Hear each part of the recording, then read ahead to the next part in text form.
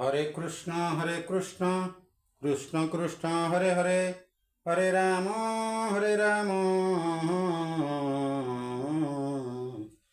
राम राम हरे हरे। सर्वे भवन्तु सुखिनः, सर्वे सन्तु निरामया, सर्वे भद्राणि पश्यन्तु मा कश्चित् दुःखम्। हरे कृष्ण कृष्ण कृष्ण हरे हरे, हरे राम राम राम हरे हरे। श्री कृष्ण गोविंद हरे मुरारे, हे नाथ नारायण वासुदेवा।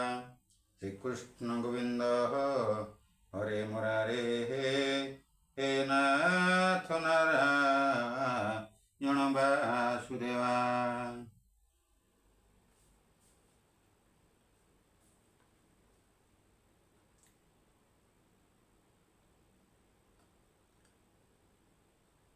बालक मान सहित मित्रता करी तांकु ब्रह्मानुभव कराबुथिले। कन्हई मधुमंगलर मोह चाटिबार देखी ब्रह्मा भाविले, ए कि भगवान, लोके कृष्ण को ईश्वर कहउछंती, अथच ए गोप बालक मोह चाटुछि। ईश्वर कौन केबे परी करि पारंती?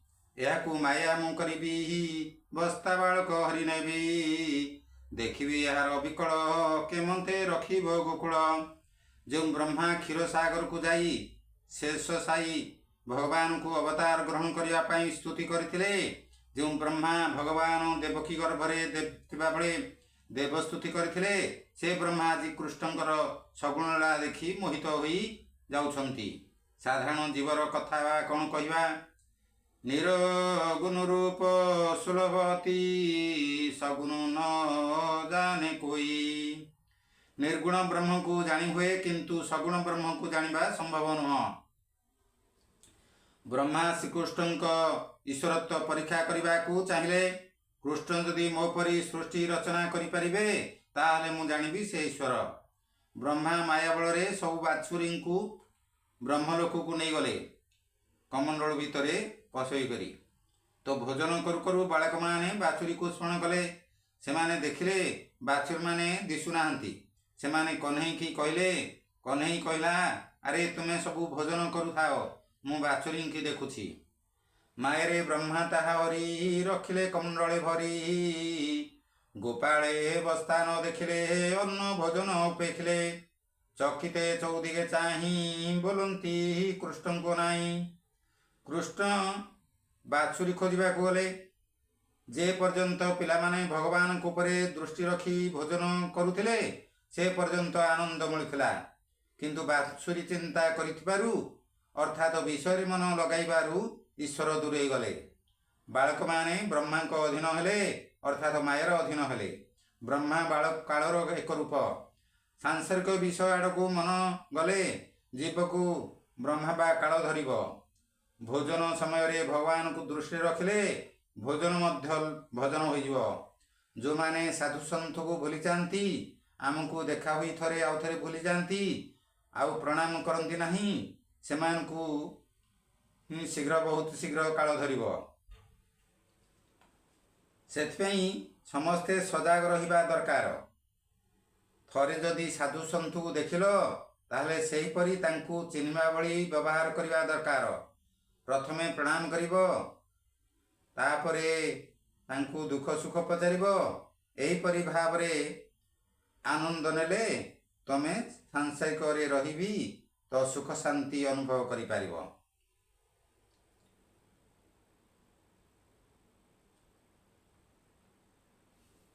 सांसारिक विषय को मन गले जीव को ब्रह्मा बा काल धरिब।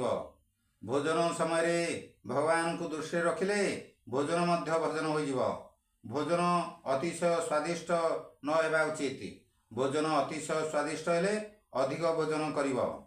अधिक भोजन कले आलस्य आसिब। आलस्य आसिले भोजन करि हेब नाही। भोजन करिबा पाप नुह, यह शरीर धर्म।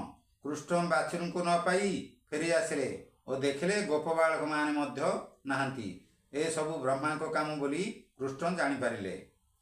विधाता मते माया करी बस्ता बालके नेला हरी। ମୋତେ ଦେଖାଇଲା ସ୍ୱଭାବ ଆଜ ଗଞ୍ଜିବି ତାର ଗର୍ବ।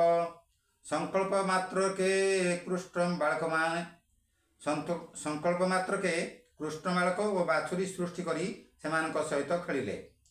ଯେତେ ବାଛୁରୀ ଗୋପସୂତ କୃଷ୍ଣ ଦେହରୁ ହେଲେ ଜାତ। ଜ୍ଞାନୀ ନିଜ ଆପ୍ତାଙ୍କ ସହିତ ଖେଳେ। ଅନ୍ୟକୁ ଆନନ୍ଦ ଦେବା ପାଇଁ କରାଯାଉଥିବା କର୍ମ ହେଉଛି ଲୀଳା। ବ୍ରହ୍ମା ପଞ୍ଚମହାଭୂତ ସହାୟତାରେ ସୃଷ୍ଟି ରଚନା କରନ୍ତି। ଭଗବାନ ପଞ୍ଚମହାଭୂତର ବିନା ସହାୟତାରେ ସୃଷ୍ଟି ରଚନା କରନ୍ତି। ପରମାତ୍ମା ଯେତେବେଳେ ସଂକଳ୍ପ କରନ୍ତି ସେତେବେଳେ ସୃଷ୍ଟି ଉତ୍ପନ୍ନ ହୁଏ। ଈଶ୍ୱର ପଞ୍ଚମହାଭୂତକୁ ଉତ୍ପନ୍ନ କରନ୍ତି ଓ ତାର ଅଧୀନ ଉପରେ ବ୍ରହ୍ମା ଜଗତ ଉତ୍ପନ୍ନ କରନ୍ତି। ଭଗବାନ ବସ୍ତ୍ର ରୂପ ଧାରଣ କରି ଦ୍ରୌପଦୀଙ୍କ ଲଜ୍ଜା ନିବାରଣ କରିଥିଲେ। ଭଗବାନଙ୍କ ସଂକଳ୍ପରୁ ବସ୍ତ୍ର ସୃଷ୍ଟି ହେଲା। ଯାହାକୁ ଈଶ୍ୱର ଢାଙ୍କିବେ ତାକୁ ନିର୍ବସ୍ତ୍ର କରିବ କିଏ? ଏହା କୃଷ୍ଣଙ୍କ ସଂକଳ୍ପ ଲୀଳା। ଶ୍ରୀକୃଷ୍ଣଙ୍କ ଅନେକ ରୂପ ଧାରଣ କଲେ। ବୈଷ୍ଣବ ବ୍ରହ୍ମର ପରିଣାମ ଭାବ ଉପରେ ବିଶ୍ୱାସ କରେ। ବେଦାନ୍ତୀ ବ୍ରହ୍ମର ବିବର୍ତ୍ତନନାଦ ଉପରେ ବିଶ୍ୱାସ କରେ। ଗାଈମାନଙ୍କର ଇଚ୍ଛା ଥିଲା ପରମାତ୍ମାଙ୍କ ସହିତ ମିଳିତ ହେବା। କୃଷ୍ଣ ବାଛୁରୀ ରୂପ ଧାରଣ କରି ଗାଈମାନଙ୍କ ସ୍ତନ୍ୟପାନ କଲେ। ଏହି ଦୃଶ୍ୟ ଦେଖି ବଳରାମ ଆଶ୍ଚର୍ଯ୍ୟ ହେଲେ। ସେ ଧ୍ୟାନରେ ଦେଖିଲେ ସବୁ ବାଛୁରୀ କୃଷ୍ଣ ରୂପ। ବୃଦ୍ଧା ଗୋପୀମାନଙ୍କର ଶ୍ରୀକୃଷ୍ଣଙ୍କ ମିଳନ ଇଚ୍ଛା ଥିଲା। ସେମାନଙ୍କ ସହିତ କୃଷ୍ଣ ଗୋପ ବାଳକ ହୋଇ ଲୀଳା କରିଲେ। ଗୋପୀମାନେ ବାଳରୂପୀ କହ୍ନେଇକି ଗଳାରେ ଲଗାଇଲେ। ଶ୍ରୀକୃଷ୍ଣ ସମସ୍ତଙ୍କର ପତି, ସେ ମଧ୍ୟ ଗୋପୀମାନଙ୍କର ପତି। ଏହି ଦୃଶ୍ୟ ଦେଖିଲେ ରାସଲୀଳାର କୌଣସି ଗୋପୀ ପରକାୟା ନୁହେଁ। କୃଷ୍ଣ ଯେତେବେଳେ ଗୋପ ବାଳକ ରୂପ ଧାରଣ କଲେ ସେତେବେଳେ ସମସ୍ତେ ନିଜ ନିଜ କନ୍ୟାଙ୍କୁ କୃଷ୍ଣଙ୍କ ସହିତ ବିବାହ କରାଇଥିଲେ। ତେଣୁ ରାସଲୀଳାରେ ପରକୀୟାର ପ୍ରଶ୍ନ ଉଠୁନାହିଁ। ଶ୍ରୀକୃଷ୍ଣଙ୍କ ପାଇଁ କୌଣସି ସ୍ତ୍ରୀ ପରସ୍ତ୍ରୀ ନୁହଁ। ସେ ତ ସମସ୍ତଙ୍କର ସ୍ୱାମୀ ସର୍ବେଶ୍ୱର। ଭଗବାନ ଶ୍ରୀକୃଷ୍ଣ ବାଛୁରୀ ଓ ବାଳକ ରୂପ ଧାରଣ କରି ଗାଈ ଓ ବୃଦ୍ଧ ଗୋପୀଙ୍କୁ ବ୍ରହ୍ମ ସମ୍ମତ କରାଗଲେ। ସେଥିପାଇଁ ଜଗତର ସମସ୍ତ ନରନାରୀ ଦେଖ ଯେ ସ୍ୱୟଂ ଯଦି ସାରା ସଂସାର ଏକ ବ୍ରହ୍ମ ତ ସେଥିରେ ନାରୀ ଆଉ ପୁରୁଷର ଭାବ କେଉଁଠି ରହିଲା? ତ ସେଇଥିପାଇଁ ଭଗବାନ ରୂପୀ ମାନ କିମ୍ବା ନ ମାନ ଏହା ସତ୍ୟ। ଶ୍ରୀଗନ୍ତାୟତ ହେଉଛନ୍ତି ଶ୍ରୀ ଜଗନ୍ନାଥଙ୍କର ଆବିର୍ଭାବ ହୋଇଛନ୍ତି ମାନବ ରୂପରେ। ତ ସେଇଥିପାଇଁ ସେଇ ଭାବରେ ସେ ସମସ୍ତଙ୍କୁ ହିଁ ଗୋପୀ ଭାବ ଅର୍ଥ ପ୍ରେମ କରନ୍ତି।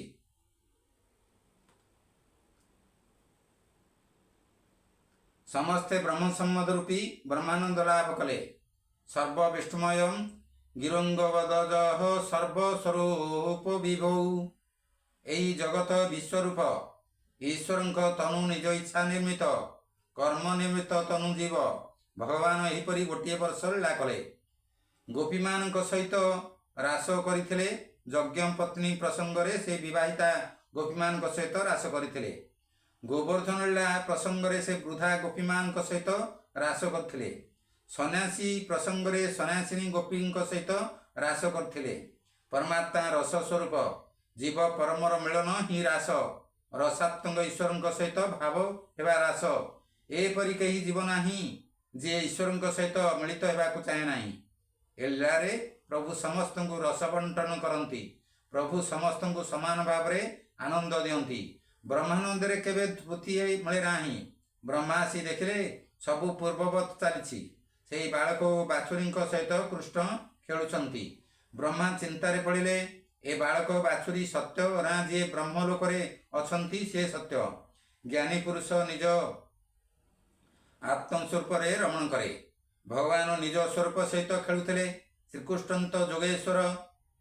ସେ ବ୍ରହ୍ମା ରୂପ ଧାରଣ କଲେ। ବ୍ରହ୍ମଲୋକରେ ପହଞ୍ଚି ସେବକମାନଙ୍କୁ କହିଲେ ଏବେ ଜଣେ ନକଲି ବ୍ରହ୍ମା ବାହାରିଛନ୍ତି। ସେ ହୁଏତ ଏଠାକୁ ଆସିପାରନ୍ତି। ଯଦି ଆସନ୍ତି ତାହେଲେ ତୁମେ ତାଙ୍କୁ ମାଡ଼ ଦେବ। ଏହା କହି କୃଷ୍ଣ ବ୍ରହ୍ମାଙ୍କ ଆସନରେ ବ୍ରହ୍ମଲୋକରେ ବସିଗଲେ।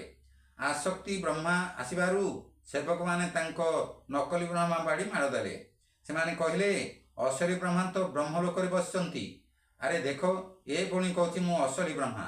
ବ୍ରହ୍ମା ଧ୍ୟାନସ୍ଥ ହୋଇ ଦେଖିଲେ ବ୍ରହ୍ମଲୋକରେ ତାଙ୍କ ଆସନରେ ବ୍ରହ୍ମା ରୂପ ଧରି ଶ୍ରୀକୃଷ୍ଣ ବସିଛନ୍ତି। ସବୁ ବାଳକ ଓ ବାଛୁରୀ ମଧ୍ୟ ସେଠାରେ ଥିଲେ। ବ୍ରହ୍ମା ପରମ ବ୍ରହ୍ମଙ୍କୁ ଦର୍ଶନ କଲେ। ବ୍ରହ୍ମା ବାଳକୃଷ୍ଣଙ୍କୁ ପରୀକ୍ଷା କରିବାକୁ ଯାଇ ନିଜେ ପରୀକ୍ଷା ଦେଲେ। କୃଷ୍ଣଙ୍କଠାରେ ସେ ନାରାୟଣଙ୍କ ସ୍ୱରୂପ ଦର୍ଶନ କଲେ। ବ୍ରହ୍ମା ସ୍ତୁତି କଲେ। ବ୍ରହ୍ମାଙ୍କ ସ୍ତୁତି ଅଦ୍ଭୁତ। ବ୍ୟାସ ଏଥିରେ 4 ବେଦକୁ ଏକାଠି କରିଛନ୍ତି। ନୌମିତ୍ୟତେ ଭ୍ରମ ପୁଷେ ତିଡ଼ିଦମ୍ବରାୟ ଗୁଞ୍ଜାବନ୍ତଂ ସପରିପିଛକ ସମ୍ମୁଖାୟ ବନ୍ୟସ୍ରଜେ କବଳବେତ୍ର ବିଷାଣ ବେଣୁ ଲକ୍ଷ୍ମଶ୍ରିୟେ ମୃଦୁପଦେ ପଶୁପାଙ୍ଗଳାୟ ନମସ୍ତେ ବ୍ରହ୍ମାଣ୍ଡ ଠାକୁର ତୋହର ମାୟା ଏ ସଂସାର ତୋ ତନୁ ନୀଳ ଘନ ତ୍ରାସ ବିଜୁଳି ପ୍ରାୟ ପିତବାସ ତୁମକୁ ଛାଡ଼ି ଏ ସଂସାର କେହି ନ ରହିପାରିବେ ଥର ତୁମ୍ଭେ ତ ତ୍ରିଭୁବନ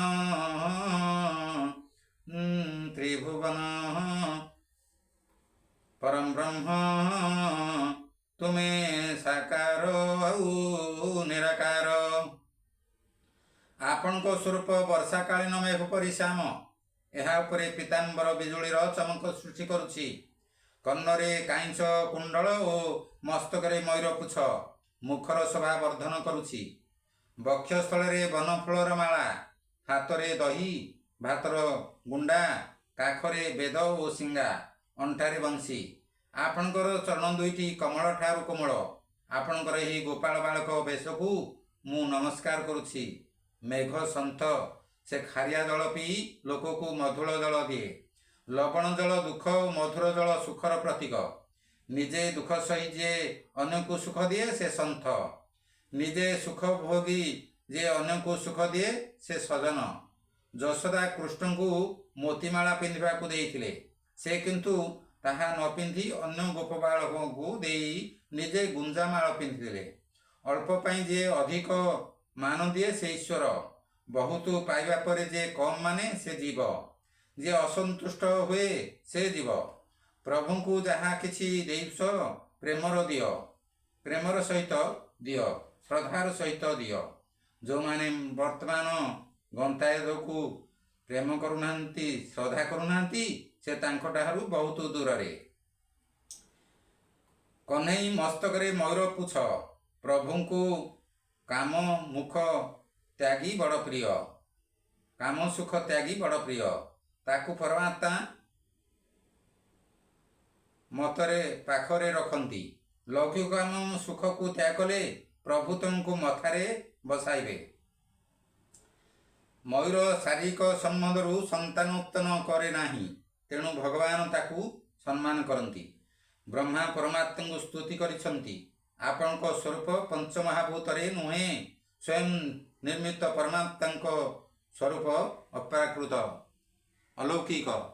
ଜୀବକୁ ତାର ପୂର୍ବଜନ୍ମର ପ୍ରାରବ୍ଧ କର୍ମାନୁସାରେ ଶରୀର ମିଳେ। ପରମାତ୍ମା ସ୍ୱଚ୍ଛାରେ ଶରଣ ଧାରଣ କରନ୍ତି, ତାହା ପୁଣି ଭକ୍ତର ଇଚ୍ଛାରେ। ପରମାତ୍ମାଙ୍କ ସ୍ୱରୂପ ଅପାକୃତ ଅଲୌକିକ। ସେ ଆନନ୍ଦ ରୂପ, ସଚିଦାନନ୍ଦ, ସ୍ୱୟଂ ସମସ୍ତଙ୍କୁ ଆନନ୍ଦ ଦିଅନ୍ତି। ଆଉ ବର୍ତ୍ତମାନ ଗନ୍ତାୟତୀ ବି ସମସ୍ତଙ୍କୁ ଆନନ୍ଦ ହିଁ ଦିଅନ୍ତି। ସମସ୍ତଙ୍କୁ ହିଁ ପ୍ରେମ ଭାବରେ ବାନ୍ଧି ମିଠା କଥା କହି ସମସ୍ତଙ୍କୁ ଆନନ୍ଦ ଅନୁଭବ କରାନ୍ତି। ଗର୍ଭତ ସନ୍ତାନର ପାଦ ପ୍ରହାରରେ ମାତାକୁ କ୍ରୋଧ ବଦଳରେ ଆନନ୍ଦ ଆସେ। ସେହିପରି ସାଧୁସନ୍ଥମାନେ ଗୋପୀ ଭାବରେ ଏହି ସାରା ସଂସାର ମାନବମାନଙ୍କୁ ତ ଆନନ୍ଦ ଦିଅନ୍ତି। ଇତି କ୍ଷେପଣଂ ଗର୍ଭଗତସ୍ୟ ପାଦୟ କିଂ କଳ୍ପତେ ମାତୁର ଦକ୍ଷଜାଗତସ। ଗର୍ଭ ଭିତରେ ସୁତ ଥାଇ ସେ ଜେନେ ପାଦ ପ୍ରହାରଇ, ସେ ଅପରାଧ ଚିତେ ଘେନି କୋପକି କରଇ ଜନନୀ। ସେହିପରି ମୋର ଏ ପରୀକ୍ଷାରେ କ୍ରୋଧ ପ୍ରକାଶ ନ କରି ଆପଣ ଆନନ୍ଦ ପ୍ରକାଶ କରନ୍ତୁ ଓ ମୋତେ କ୍ଷମା କରନ୍ତୁ। ବ୍ରହ୍ମା କହିଲେ, ମୋ ଶରୀର ପଞ୍ଚତତ୍ୱରେ ଗଠିତ। ଯିଏ ଭୁଲ କରେ ଯଦି ଗନ୍ତାୟତକୁ କ୍ଷମା ମାଗିବେ ତ ଗନ୍ତାୟତ ସାଙ୍ଗେ ସାଙ୍ଗେ କ୍ଷମା ଦେଇ ଦିଅନ୍ତି। କିନ୍ତୁ ଭଲ ଭାବରେ ଭକ୍ତମାନେ ଚିହ୍ନିବା ଦରକାର। ଆପଣଙ୍କ ଶରୀର ଆନନ୍ଦମୟ, ନିର୍ଗୁଣରୁ ସଗୁଣ ହୋଇଥିବା ପରମାତ୍ମା ଆନନ୍ଦ ରୂପ। ଭଗବାନ ଶ୍ରୀକୃଷ୍ଣଙ୍କ ଶରୀର ପୂର୍ଣ୍ଣ ଆନନ୍ଦମୟ। ବ୍ରଜର ଗାଈ ଓ ବୃଦ୍ଧା ଗୋପୀମାନେ ଧନ୍ୟ, ଯାହାଙ୍କର ସ୍ତନ୍ୟପାନ କଲେ ଆପଣ ବାଛୁରୀ ଓ ବାଳକ ରୂପ ଧରି। ଯଜ୍ଞ ଦ୍ୱାରା ଆପଣଙ୍କୁ ସନ୍ତୁଷ୍ଟ କରାଯାଇପାରେ ନାହିଁ। ଗୋକୁଳ ବୃନ୍ଦାବନରେ ଯେଉଁମାନେ ଜନ୍ମ ହୋଇଛନ୍ତି ସେମାନେ ଭାଗ୍ୟଶାଳୀ। ଯେ ଭକ୍ତ ନୁହଁ ତା ପାଇଁ ଗୃହ କାରାଗାର ସଦୃଶ। ମୋହରୂପୀ ଶୃଙ୍ଖଳରେ ସେ ବନ୍ଧା ହୋଇପଡ଼ିଛି। ସମସ୍ତଙ୍କର ଆତ୍ମା କୃଷ୍ଣ। ସମଗ୍ର ଜଗତ କୃଷ୍ଣଙ୍କଠାରେ ବ୍ୟାପ୍ତ। ଭଗବାନଙ୍କ ଚରଣରୂପୀ ନୌକାର ଆଶ୍ରୟ ନେଲେ ସଂସାର ସାଗରକୁ ଗୋସ୍ପଦ ପରି ପାର ହୋଇପାରିବ। ଭକ୍ତି ମୋକ୍ଷଦାୟିନୀ। ଭକ୍ତି ବିନା ଜ୍ଞାନ ନିଷ୍ଫଳ। ବ୍ରହ୍ମା ଭୋଜନରେ ବିକ୍ଷେପ ସୃଷ୍ଟି କରିଥିଲେ। ସେଥିପାଇଁ ସ୍ତୁତି କରି ସାରିବା ପରେ ଭଗବାନ ମୌନ ରହିଲେ। କାହାର ଭୋଜନ ଓ ନିଦ୍ରାରେ ବାଧା ଦେବା ପାପ। ବ୍ରହ୍ମାଙ୍କ ମୋହ ନିବାରଣ ଲୀଳା ହେଉଛି ସର୍ବୋଦୟ ଲୀଳା। ସୂର୍ଯ୍ୟ ନଇଁବା ପୂର୍ବରୁ ଶଯ୍ୟା ତ୍ୟାଗ କର, ନଚେତ୍ ତମମାନଙ୍କ ଭାଗ୍ୟରେ ବିଡ଼ମ୍ବନା ଲେଖା ଅଛି ଜାଣିବ। ଆଉ ସବୁଦିନ 4:30ରେ ଉଠି ସ୍ନାନ କରି ପ୍ରଭୁଙ୍କର ସେବା କରିବା ଦରକାର। କର୍ମ ଅନୁସାରେ ଏହା କର୍ମଭୂମି, ତ କର୍ମ ଅନୁସାରେ ଫଳ ମିଳେ। ଯିଏ ଯେମିତି କର୍ମ କରିବ ତାକୁ ସେହିପରି ଫଳ ମିଳିବ। ସାଧୁସନ୍ଥକୁ ଅବମାନନା, ତାଙ୍କ କଥାରେ ଅବମାନ କରିବା କଥା ନୁହଁ। କଲେ ତ ତୁମର ଭାଗ୍ୟ ହିଁ ଉଦୟ ହେବ ନାହିଁ। ଯେଉଁମାନେ ନିଷ୍ପାପୀ ତ ସାଧୁସନ୍ଥର ନିକଟତର ହୋଇପାରିବେ। ଆଉ ଯେଉଁମାନେ ପାପୀ ସେମାନେ ସାଧୁସନ୍ଥକୁ ପାଇକରି ତ ବି ଦୂରେଇ ଯିବେ। କୃଷ୍ଣ ଯେଉଁ ଆନନ୍ଦ ଯଶୋଦାଙ୍କୁ ଦେଉଥିଲେ ସେହି ଆନନ୍ଦ ଗୋପୀ, ଗୋପାଳ, ବାଳକ, ଗାଈ ଓ ବାଛୁରୀଙ୍କୁ ଦେଲେ। ସାଧନା କଲେ ଚିତ୍ତ ଶୁଦ୍ଧି ହୁଏ ଓ ଈଶ୍ୱର ମିଳନ୍ତି। ଶ୍ରୀକୃଷ୍ଣ ପ୍ରତ୍ୟେକ ଲୀଳାରେ ଜଣେ ଜଣେ ଦେବତାଙ୍କର ପରାଭାବ। ବସ୍ତ୍ରାହରଣ ଲୀଳାରେ ବ୍ରହ୍ମାଙ୍କର ଅଭିମାନ, ଗୋବର୍ଦ୍ଧନ ଲୀଳାରେ ଇନ୍ଦ୍ରଙ୍କର ଅଭିମାନ ଓ ରାସଲୀଳାରେ କାମଦେବଙ୍କର ଅଭିମାନ ନାଶ ହୋଇଛି। ଧେନୁକ ନାମେ ମହାସୁର, ସେ ତାଳବନେ ତାର ଘର। ତାଳବଣରେ ଗୋଟିଏ ରାକ୍ଷସ ଗଧ ରୂପ ଧାରଣ କରି ରହିଥିଲା। ତାଳବଣରେ ବହୁତ ତାଳ ଫଳୁଥିଲା, କିନ୍ତୁ ଧେନୁକାସୁର ଭୟରେ କେହି ତାଳ ଖାଇପାରୁନଥିଲେ। ନିଜ ପାଖରେ ଧନ ଥାଇ ଯିଏ ଅନ୍ୟକୁ ନ ଦିଏ ସେ ଧେନୁକାସୁର, ସେ ଗଧ। ଯିଏ ଅତିଶୟ ସଂଗ୍ରହ କରେ ସେ ଧେନୁକାସୁର। ଧେନୁକାସୁର ତାଳବଣର ମାଲିକ ନୁହଁ, ସେ ତାଳବଣକୁ ଜବରଦଖଲ କରିଥିଲା। ଯିଏ ସମାଜର ସମ୍ପତ୍ତି ନଷ୍ଟ କରେ ସେ ପରଜନ୍ମରେ ଗଧ ହୁଏ। ଯିଏ ସାର୍ବଜନୀନ ସଂସାର ସମ୍ପତ୍ତି ନଷ୍ଟ କରେ ସେ ଗଧ ରୂପରେ ଜନ୍ମ ହୁଏ। ଧେନୁକାସୁର ଅବିଦ୍ୟାର ହେତୁ ହୋଇଥାଏ। ଅବିଦ୍ୟା ଜୀବକୁ ସଂସାର ବନ୍ଧନରେ ପକାଏ। ଅବିଦ୍ୟା ହେତୁ ଜୀବ ମନରେ ମମତା, ରାଗ, ଦ୍ୱେଷ ଆଦି ଉତ୍ପନ୍ନ ହୁଏ। ଯେ ପର୍ଯ୍ୟନ୍ତ ଅବିଦ୍ୟା ନାଶ ନ ହେଉଛି ସେ ପର୍ଯ୍ୟନ୍ତ ସଂସାରରୁ ମୁକ୍ତି ମିଳିବ ନାହିଁ। ଯିଏ ସରକାରୀ ସମ୍ପତ୍ତିକୁ ଆତ୍ମସାତ କରେ ତ ସିଏ ଧେନୁକାସୁର। ଯିଏ ମିଥ୍ୟା କହି ଧନ ରୋଜଗାର କରେ ସିଏ ନରକାସୁର, ଧେନୁକାସୁର। ଅବିଦ୍ୟା ଜୀବକୁ 5 ପ୍ରକାର ବାନ୍ଧେ: ସ୍ୱରୂପ ବିସ୍ମୃତ, ଦେହାଧ୍ୟାସ, ଇନ୍ଦ୍ରିୟାଧ୍ୟାସ, ପ୍ରାଣାଧ୍ୟାସ ଓ ଅନ୍ତଃକରଣ ଧ୍ୟାସ। ଦେହାଧ୍ୟାସରେ ଜୀବ ନିଜକୁ ବଡ଼ ରୂପବାନ, ବିଦ୍ୟବାନ, ସମ୍ପତ୍ତିବାନ ବୋଲି ମନେ କରେ। ସେ ଦେହାଭିମାନୀ ହୋଇଥାଏ। ଏପରି ଲୋକ ଅନ୍ୟକୁ ଅପମାନିତ କରେ, ଭୟଭୀତ କରେ। ଭଗବାନଙ୍କ ଆଧିଦୈବିକ ଶକ୍ତିରୁ ଦେହାଧ୍ୟାସ ନାଶ ହୁଏ। ଯେଉଁମାନେ ଗୁଣ୍ଡାଗିରି ଦେଖାଇ ସମ୍ପତ୍ତି ଠୁଳ କରନ୍ତି ସେ ବହୁତ ଶୀଘ୍ର ପତନ ହୁଅନ୍ତି। ଆଉ ଯେଉଁମାନେ କଳା ଟଙ୍କା ଧନ ଠୁଳ କରନ୍ତି ତ ଦିନେ ନା ଦିନେ ସେମାନେ ନିଶ୍ଚୟ ଦୁଃଖ କଷ୍ଟରେ ପଡ଼ନ୍ତି। ସେଇଥିପାଇଁ ଏ ସଂସାର ହେଉଛି ସତ୍ୟ ଧର୍ମର ସ୍ଥଳ। କର୍ମ ଅନୁସାରେ ଫଳ ଦିଅନ୍ତି ସ୍ୱୟଂ ଭଗବାନ। ଯେ ଯେମିତି କର୍ମ କରିବ ସେ ସେ ଅନୁସାରେ ଫଳ ପାଇବ। ବହୁତ ସାଧୁସନ୍ଥ ଏଠାରେ ଜନ୍ମ ନେଇଛନ୍ତି, ତ ସେମାନେ ନୀତି ଅନୁସାରେ ନ ଚାଲିଲେ ସେମାନଙ୍କୁ ଦଣ୍ଡ ମିଳେ, ସେମାନଙ୍କୁ ଜେଲ ମିଳେ। ସେଇଥିପାଇଁ ନୀତି ଠିକ୍ ରଖିବା ଦରକାର। ଯେଉଁମାନେ ନୀତି ଠିକ୍ ରଖୁନାହାନ୍ତି ତ ସେମାନଙ୍କର ପାପ ହୁଏ, ତ ପାପର ଫଳ ତ ଭୋଗିବାକୁ ପଡ଼ିବ ଏହି ସଂସାରରେ। ଭଗବାନ ପ୍ରହ୍ଲାଦକୁ ପ୍ରତିଶ୍ରୁତି ଦେଇଥିଲେ ସେ ତା ବଂଶର କାହାରିକୁ ମାରିବେ ନାହିଁ। ସେଥିପାଇଁ ଧେନୁକାସୁରକୁ ବଳରାମ ବଧ କଲେ। ବେନି ଚରଣ ଧରି କରେ ବୁଲାଇ ପିଟିଲେ ବୃକ୍ଷରେ, କରେ ଘୁରାନ୍ତେ ହଳଧର ଜୀବନ ଛାଡ଼ିଲା ଅସୁର। ଗରୁଡ଼ ପକ୍ଷୀରାଜ ଡରେ କାଳି ଅଛି କାଳିନ୍ଦୀରେ, ତାହାର ବିଷେ ଜଳନାଶ ଜନ୍ତୁଏ ନ କରନ୍ତି ଗ୍ରାସ। ପ୍ରଭୁ ଦିନେ କାଳିଅ ନାଗକୁ ଉଦ୍ଧାର କରିବା ପାଇଁ କାଳିନ୍ଦୀ ହ୍ରଦ ପାଖକୁ ଗଲେ। ଫୁଟବଲ ଖେଳୁ ଖେଳୁ ବଲଟି କାଳିନ୍ଦୀ ହ୍ରଦରେ ପଡ଼ିଗଲା। କହ୍ନେଇକି ତାଙ୍କ ମିତ୍ରମାନେ କହିଲେ, କହ୍ନେଇ, ହ୍ରଦରେ ନାଗ ସାପ ଅଛି, ତା ବିଷରେ ଏ ଜଳ କେହି ପିଉନାହାନ୍ତି। ସେ ପାଣିରେ ତୁ ପଶ ନାହିଁ, ବଲ ଗଲେ ପଛେ ଯାଉ। କହ୍ନେଇ କ'ଣ କାହା କଥା ଶୁଣିଲା? ସେ ଗଛ ଉପରେ ଚଢ଼ି ପାଣିକି ଖପ୍ କରି ଡେଇଁ ପଡ଼ିଲା। କାଳିଅ ଶବ୍ଦ ଶୁଣି ଧାଇଁ ଆସିଲା। ସେ ଶ୍ରୀକୃଷ୍ଣଙ୍କୁ ଦଂଶନ କଲା, କିନ୍ତୁ ତାହାର ସବୁ ବିଷ ଅମୃତରେ ପରିଣତ ହେଲା। କହ୍ନେଇ କାଳିଅର ଫଣାକୁ ଗୋଟିଏ ହାତରେ ଓ ଲାଞ୍ଜକୁ ଗୋଟିଏ ହାତରେ ଧରିଲା। କହ୍ନେଇ କାଳିଅ ଫଣାରେ ଚଢ଼ି ନାଚିବାକୁ ଲାଗିଲା। କହ୍ନେଇ ନିଜର ଓଜନ ବଢ଼ାଇବାକୁ ଲାଗିଲା। କାଳିଅ କୃଷ୍ଣଙ୍କର ଭାର ସହି ନ ପାରି ବ୍ୟାକୁଳ ହେଲା। ନାଗପତିମାନେ ଶରଣରେ ଆସି ପ୍ରାର୍ଥନା କଲେ। ସେମାନେ କହିଲେ, ଆମ ପତିକୁ ଦଣ୍ଡ ଦେଇ ଆପଣ ଠିକ୍ କରିଛନ୍ତି। ସେ ଦୁର୍ଜନକୁ ଦଣ୍ଡ ଦେଲେ ତାର ପାପ କ୍ଷୟ ହୁଏ। ଆପଣ କର୍ମାନୁସାରେ ସମସ୍ତଙ୍କୁ ଦଣ୍ଡ ଦିଅନ୍ତି। ରାବଣ ବଧ ସମୟରେ ମନ୍ଦୋଦରୀ କହିଥିଲା, ମୋ ପତିର କୁକର୍ମ ପାଇଁ ସେ ଦଣ୍ଡିତ ହେଲେ, ଆପଣଙ୍କର ଏଥିରେ କିଛି ଦୋଷ ନାହିଁ। ନାଗପତିମାନେ କହିଲେ, ଏବେ ଆମ ପତିଙ୍କ ମସ୍ତକରେ ଆପଣଙ୍କ ପାଦ ପଡ଼ିବାରୁ ତାଙ୍କର ସମସ୍ତ ପାପ ନାଶ ହୋଇଛି। ଭଗବାନ କହିଲେ, କାଳିଅ, ତୋ ଯୋଗୁଁ ଏ ହ୍ରଦର ଜଳ ବିଷ ହୋଇଯାଇଛି। ତୁ ଏଠାରୁ ଅନ୍ୟ ଆଡ଼କୁ ପଳା। କାଳିଅ କହିଲା, ପ୍ରଭୁ, ମୋର ଗରୁଡ଼ ପ୍ରତି ଭୟ ରହିଛି। କହ୍ନେଇ କହିଲା, କାଳିଅ, ତୁ ଯା, ମୋର ମଙ୍ଗଳମୟ ଚରଣ ସ୍ପର୍ଶ ହେତୁ ଗରୁଡ଼ ତୋର କିଛି କରିପାରିବ ନାହିଁ। ଭଗବାନ କହିଲେ, ମୁଁ ଜାଣେ, ଗରୁଡ଼ ଭୟରେ ତୁ ଏଠାରେ ଛପି ରହିଥିଲୁ। ଭଗବାନଙ୍କୁ ପ୍ରାର୍ଥନା କର, ହେ ପ୍ରଭୁ, ମୋ ମନର କାଳିଅ ନାଗକୁ ଦମନ କର। ତା ଉପରେ ଆପଣଙ୍କ ଚରଣ ପଡ଼ୁ।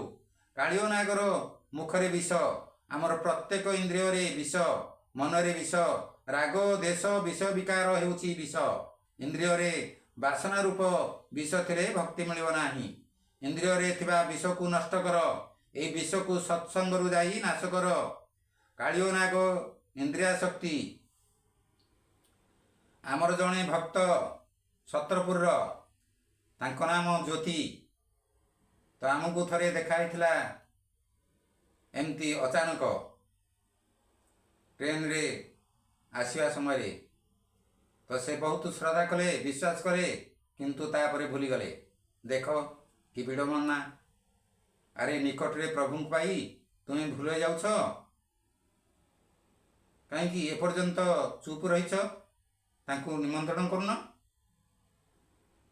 ତମର ବିବେକ ବୁଦ୍ଧି କୁଆଡ଼େ ଗଲା? ଏଇଟା ମୁଁ କହୁନି, ସ୍ୱୟଂ ଜଗନ୍ନାଥ କହୁଛନ୍ତି ଯେ ତମର ବିବେକ ବୁଦ୍ଧି କୁଆଡ଼େ ଗଲା?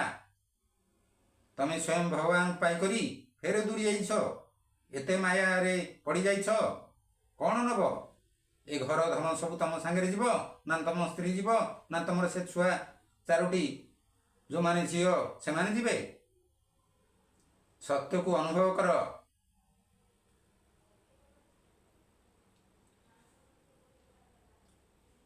ଭକ୍ତି ଅର୍ଥାତ୍ ଯମୁନାରେ ଇନ୍ଦ୍ରିୟାସକ୍ତି ଆସିଲେ ଶୁଦ୍ଧ ଭକ୍ତି ହୋଇପାରିବ ନାହିଁ। ଭୋଗ ଭକ୍ତି ପରସ୍ପର ଶତ୍ରୁ। କେବଳ ଇନ୍ଦ୍ରିୟରୁ ନୁହଁ, ମନରୁ ବିଷୟ ତ୍ୟାଗ କଲେ ଭକ୍ତି ସିଦ୍ଧ ହେବ। ଭକ୍ତିରେ ବିଳାସିତା ବିଷୟରେ ବିଷଧର ପଶିଗଲେ ଭକ୍ତି ନଷ୍ଟ ହେବ। ପୂର୍ଣ୍ଣ ବୈରାଗ୍ୟ ବିନା ଭକ୍ତି ହୋଇପାରେ ନାହିଁ। ଭକ୍ତି ଜ୍ଞାନ ବୈରାଗ୍ୟର ଜନନୀ। କାଳିଅ ନାଗ ବିଳାସୀ ଲୋକ। ସେ ଭକ୍ତି ମାର୍ଗକୁ କଳୁଷିତ କରୁଥିଲା। ସଂସାର ସୁଖକୁ ଯିଏ ମନରୁ ତ୍ୟାଗ କରିପାରେ ସେ ଦେବ ସେବା କରିପାରେ। ଦେବ ସେବାରେ ଇନ୍ଦ୍ରିୟ ଲାଳନ ପାଳନର ସ୍ଥାନ ନାହିଁ। ପ୍ରଭୁ ସେବାରେ ଅନୁରାଗ ଓ ଶାରୀରିକ ସୁଖ ବିଳାସରେ ବିରାଗ ହେଲେ ଭକ୍ତି ବଢ଼ିବ। ଇନ୍ଦ୍ରିୟର ସେବକ ଦେବ ସେବା ଓ ଦେଶ ସେବା କରିପାରେ ନାହିଁ। ସବୁ ଇନ୍ଦ୍ରିୟ ବାସନା ବିଷୟରେ ପୂର୍ଣ୍ଣ। ଭଗବାନ ସବୁ ଦୈତ୍ୟକୁ ନାଶ କରିଥିଲେ, କେବଳ କାଳିୟକୁ ଦଳନ କରିଥିଲେ। ଇନ୍ଦ୍ରିୟକୁ ନାଶ ନୁହେଁ, ଦମନ କରାଯାଏ, ତାକୁ ବିବେକ ସହିତ ବଶ କରାଯାଏ। ଇନ୍ଦ୍ରିୟକୁ ସତ୍ସଙ୍ଗ କରାଅ, ସେଠାରେ ସେ ଭକ୍ତିରସ ପାଇବ ଓ ଶୁଦ୍ଧ ହେବ। ଇନ୍ଦ୍ରିୟରୁ ବିଷ ନିଗାଡ଼ି ଦିଅ ଓ ତାକୁ ସତ୍ସଙ୍ଗ ମଣ୍ଡଳୀକୁ ପଠାଅ। କାଳିୟ ନାଗକୁ ବିଷରହିତ କରି ଭଗବାନ ତାକୁ ରମ୍ୟକ ଦ୍ୱୀପକୁ ପଠାଇ ଦେଇଥିଲେ। ଇନ୍ଦ୍ରିୟକୁ ଶୁଦ୍ଧ କରି ଭକ୍ତିରସରେ ଲୀନ ହୋଇଯାଅ। ଭୋଗରୁ ଇନ୍ଦ୍ରିୟର କ୍ଷୟ ହୁଏ, ଭକ୍ତିର ପୋଷଣ ହୁଏ। ଯେଉଁ ଆନନ୍ଦ ଯୋଗୀ ସମାଧିରେ ପାଏ, ସେହି ଆନନ୍ଦ ବୈଷ୍ଣବ କୃଷ୍ଣ କୀର୍ତ୍ତନରେ ପାଏ। କୀର୍ତ୍ତନ କରିବା ସମୟରେ କୃଷ୍ଣଙ୍କ ଉପରେ ଦୃଷ୍ଟି ରଖ। ବାଣୀ କୀର୍ତ୍ତନ କରିବ, ଆଖି ଦର୍ଶନ କରିବ, ମନ ଶ୍ରବଣ କରିବ, ତାପରେ ଯାଇ ଜପ ସଫଳ ହେବ। ଇନ୍ଦ୍ରିୟ ଯେ ପର୍ଯ୍ୟନ୍ତ ବାସନା ଅର୍ଥାତ୍ ବିଷୟରେ ଭରିଥିବ, ସେ ପର୍ଯ୍ୟନ୍ତ ଭକ୍ତି ମିଳିବ ନାହିଁ। ଇନ୍ଦ୍ରିୟାଶକ୍ତି ଆସିବା ପରେ ଭକ୍ତି ଦୂଷିତ ହୁଏ। ବିଷରହିତ କରି ଇନ୍ଦ୍ରିୟକୁ ରମ୍ୟକ ଦୀପ ରୂପୀ ସତ୍ସଙ୍ଗକୁ ପଠାଇଲେ ସେଠାରେ ଭକ୍ତି ମିଳିବ। ଭକ୍ତି ଅତି ଉତ୍ତମ। ଇନ୍ଦ୍ରିୟ ପୁଷ୍ପକୁ ଭଗବାନଙ୍କ ଚରଣରେ ରଖ। ଭାରା ନିବାରେ ନରହରି ମନୁଷ୍ୟ ଦେହ ଅବତରି, ଦୁଷ୍ଟ ନିବାରି ସନ୍ଥ ପାଳି ଦୟା ସାଗର ବନମାଳି। ହରେ କୃଷ୍ଣ କୃଷ୍ଣ କୃଷ୍ଣ ହରେ ହରେ, ହରେ ରାମ ରାମ ରାମ ହରେ ହରେ। ଶ୍ରୀକୃଷ୍ଣ ଗୋବିନ୍ଦ ହରେ ମୁରାରେ, हे नाथ नारायण वासुदेवा। श्रीकृष्ण गोविंद हरे मुरारे, हे नाथ नारायण वासुदेवा। हरे कृष्ण कृष्ण कृष्ण हरे हरे, हरे राम राम राम हरे हरे। हरे कृष्ण कृष्ण कृष्ण हरे हरे, हरे राम राम राम हरे हरे। श्रीकृष्ण गोविंद हरे मुरारे, हे नाथ नारायण वासुदेवा। श्रीकृष्ण गोविंद हरे मुरारे, हे नाथ नारायण वासुदेवा। श्रीकृष्ण गोविंद हरे मुरारे, हे नाथ नारायण वासुदेवा। श्रीकृष्ण गोविंद हरे मुरारे, हे नाथ नारायण वासुदेवा। श्रीकृष्ण गोविंद हरे मुरारे, हे नाथ नारायण वासुदेवा।